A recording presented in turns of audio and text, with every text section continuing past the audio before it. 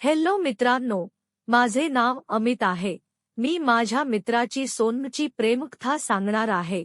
तिचे एका अनोळखी मुलावर खूप प्रेम होते, पण अमित सोनमचे प्रेम समजू शकला नाही आणि तिला तिच्या अवस्थेत सोडून देतो. आजही ती गुदमरून जगते. त्याच्या आठवणींमध्ये असं म्हणतात की प्रेम मिळायचं नसतं, ते आयुष्यात कधी ना कधी सापडतं. अशी गोष्ट आहे आमची मैत्रीण सोनमची. माझं नाव सोनम सक्सेना आहे आणि मी आग्राची रहिवासी आहे. ही माझी द्वेषभरी प्रेमकथा आहे. मी सध्या आग्रा येथे M.Com.चे शिक्षण घेत आहे. कॉलेजच्या पहिल्याच दिवशी माझा रंग पूर्णपणे बदलला होता. मी 12वी पर्यंत कधीच मुलांचा किंवा प्रेमाचा विचार केला नव्हता, पण कॉलेज जॉईन करताच मला बॉयफ्रेंड असल्यासारखे वाटू लागले. मी छान कपडे घालू लागलो, परफ्यूम लावू लागलो आणि काही दिवसातच मी पार्लरमध्ये जाऊन एक गोंडस केशरचना केली.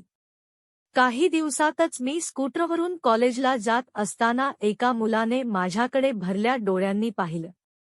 तो मुलगा खूप देखणा होता. मी पण हसून त्याला थोडासा इशारा दिला. पुढे काय झाले, दुपारी त्या मुलाने मला कॅन्टोनमध्ये पाहिले आणि माझ्याशी बोलायला आला. त्याने मला सांगितले की मी खूप सुंदर आहे आणि त्याला माझ्याशी मैत्री करायची आहे. आम्ही दोघांनी एकमेकांना आमचे मोबाईल नंबर दिले आणि काही वेळातच आमच्या मैत्रीचे रूपांतर प्रेमात झाले.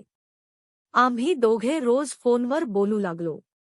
दुसऱ्या दिवशी आम्ही दोघे कॉलेजमध्ये भेटलो आणि तिने मला वाढदिवसाच्या शुभेच्छा दिल्या आणि मला गुलाबाची बादली दिली.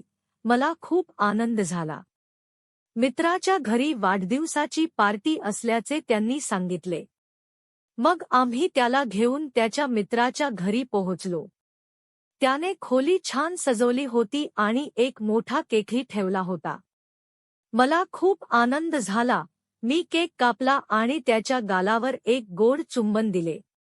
आम्ही दोघे आणि त्याचे 2 मित्रच होतो. केक कापून त्याचे 2 मित्र निघून गेले आणि आम्ही खोलीत एकटेच होतो.